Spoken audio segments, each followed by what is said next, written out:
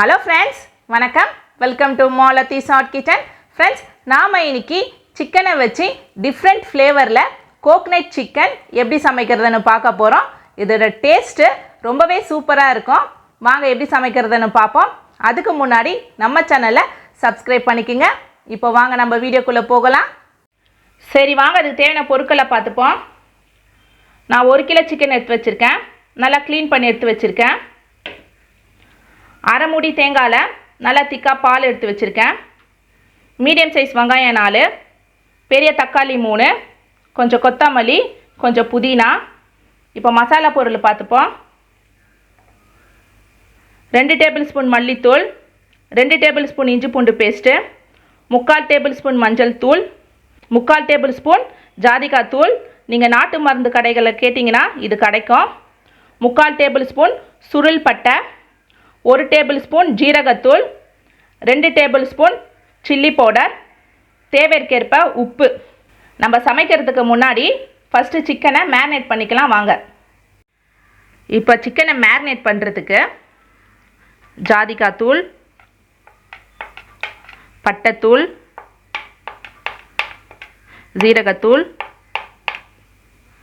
Chilli powder, மல்லித்தூள், இஞ்சி பூண்டு பேஸ்ட்டு, மஞ்சள் தூள், தேவைக்கேற்ப உப்பு.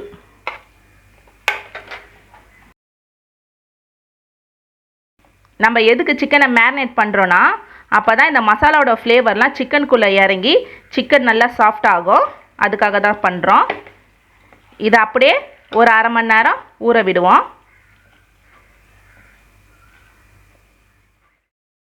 நம்ம இன்றைக்கி மண் சட்டியில் தான் சமைக்க போகிறோம். ஸ்டவ் பற்ற வச்சாச்சு, சட்டியை வச்சாச்சு. சட்டி சூடாகட்டும். சட்டி சூடாயிடுச்சு. நான் ஒரு 5 டேபிள் ஸ்பூன் எண்ணெய் சேர்த்துக்கிறேன். எண்ணெய் சூடாகட்டும். எண்ணெய் நல்லா சூடாயிடுச்சு. இப்போ நம்ம வெங்காயம் சேர்த்துப்போம். வெங்காயம் நான் நல்லா நீல வாக்கில் கட் பண்ணி போட்டிருக்கேன்.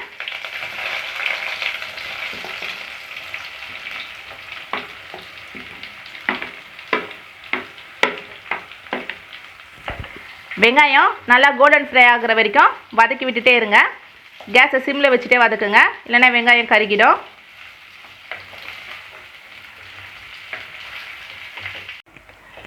பாருங்கள், வெங்காயம் நல்லா கோல்டன் ஃப்ரை ஆகிடுச்சு. இப்போ நம்ம மேரினேட் பண்ணி வச்ச சிக்கனை சேர்த்துப்போம். நீங்கள் பார்த்தீங்கன்னா இதுக்கு முன்னாடி நம்ம எந்த மசாலா பொருளும் நம்ம தனியாக சேர்க்கலை. ஏன்னா ஏற்கனவே நம்ம மேரினேட் பண்ணும் போதே எல்லா மசாலா பொருளும் சேர்த்துட்டோம்.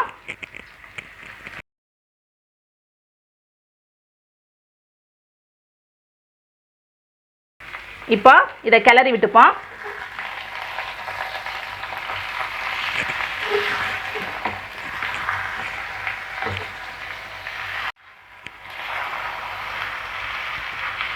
கிளறியாச்சு. இப்போ நம்ம தக்காளி சேர்த்துப்போம். தக்காளியை நான் நல்லா நீல வாக்கில் கட் பண்ணி போட்டிருக்கேன். இது கூடவே புதினா சேர்த்துப்போம். நல்லா கிளறி விட்டுப்போம்.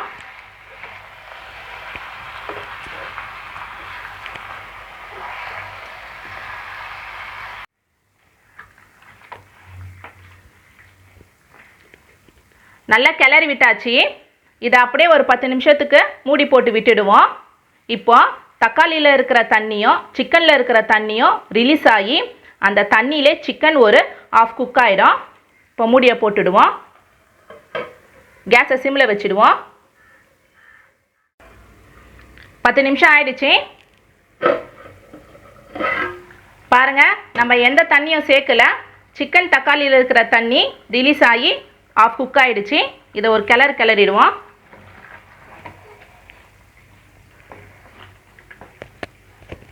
இப்போ நம்ம எடுத்து வச்ச தேங்காய் பாலை சேர்த்துப்போம்.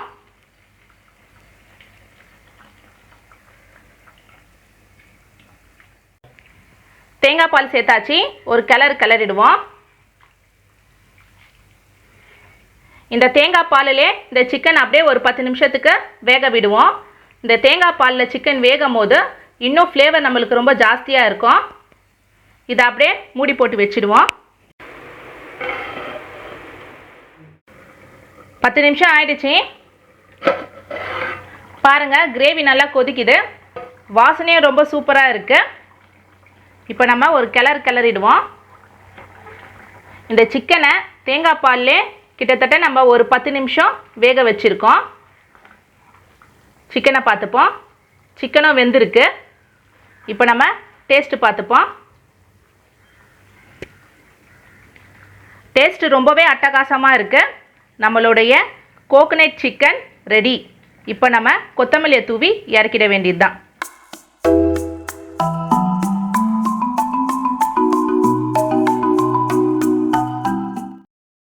ஃப்ரெண்ட்ஸ், நம்ம கோகனட் சிக்கன் ரொம்பவே நல்லா வந்தது. டேஸ்ட்டும் ரொம்பவே சூப்பராக இருந்தது. கண்டிப்பாக உங்கள் வீட்டில் நீங்களும் ட்ரை பண்ணி பாருங்கள். நம்ம நெக்ஸ்ட் வீடியோவில் சந்திப்போம். தேங்க்யூ. பாய்.